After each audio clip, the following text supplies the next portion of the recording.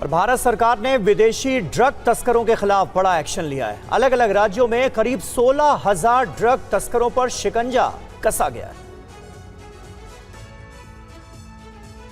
भारत में विदेशी ड्रग तस्करों के खिलाफ यह अब तक की सबसे बड़ी कार्रवाई हुई है। भारत में मौजूद 16,000 से ज्यादा विदेशी ड्रग तस्करों के खिलाफ सरकार ने बड़ी कार्रवाई की है। सरकारी सूत्रों ने बताया कि गृह मंत्रालय अब नशा तस्करी में शामिल विदेशी नागरिकों को वापस उनके देश भेजने की तैयारी कर रहा है। 6 से ज्यादा देशों के नागरिकों को डिपोर्ट किया जाएगा।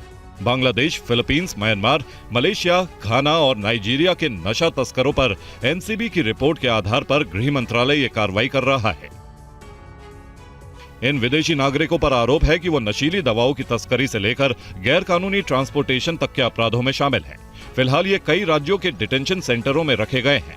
इन विदेशी तस्करों की सूची पहले ही गृह मंत्रालय और संबंधित एजेंसियों को सौंपी गई है। डिपोर्ट की प्रक्रिया नए इमिग्रेशन कानून के तहत की जाएगी। 16,000 विदेशी नागरिक ड्रग तस्करी, ड्रग ट्रांसपोर्टेशन जैसे दूसरे मामलों में शामिल रहे हैं। इन विदेशी नागरिकों पर अलग अलग राज्यों में कार्रवाई की गई है।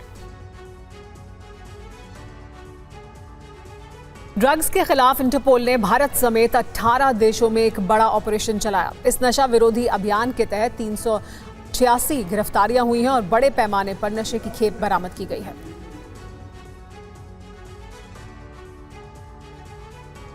ये नशे के विरुद्ध युद्ध का नतीजा है। ये मादक पदार्थों के समूल नाश करने की कोशिश की कड़ी है। ये सिर्फ शीशी, बोतल, बैकपैक में बंद ड्रग्स का नाश नहीं है।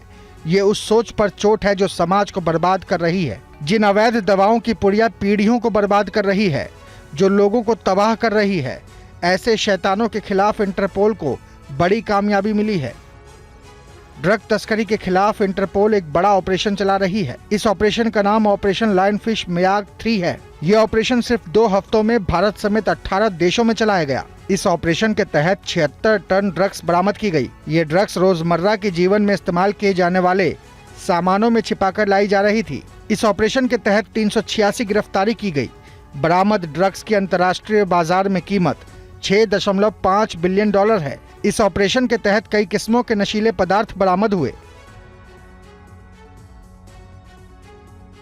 गृह मंत्री अमित शाह ने कहा है कि मोदी सरकार देश से ड्रग के खतरे को मिटाने के लिए पूरी तरह प्रतिबद्ध है। राष्ट्रीय नारकोटिक्स टास्क फोर्स के दूसरे राष्ट्रीय सम्मेलन में उन्होंने युवाओं को नशे से दूर रखने पर जोर दिया। अब हमारी लड़ाई ड्रग का खुदरा व्यापार करने वालों को पकड़कर ड्रग के व्यापार को कम करने की जगह 3 प्रकार की कार्टेल, एक तो देश के सभी एंट्री पॉइंट पर जो कार्टेल ऑपरेट करती है वो, दूसरा एंट्री पॉइंट से राज्य तक वितरण की कार्टेल है वो, और तीसरा राज्यों में जो पान की दुकान तक या नुक्कड़ पर पुड़िया बनकर बेचने तक की एक कार्टेल है वो।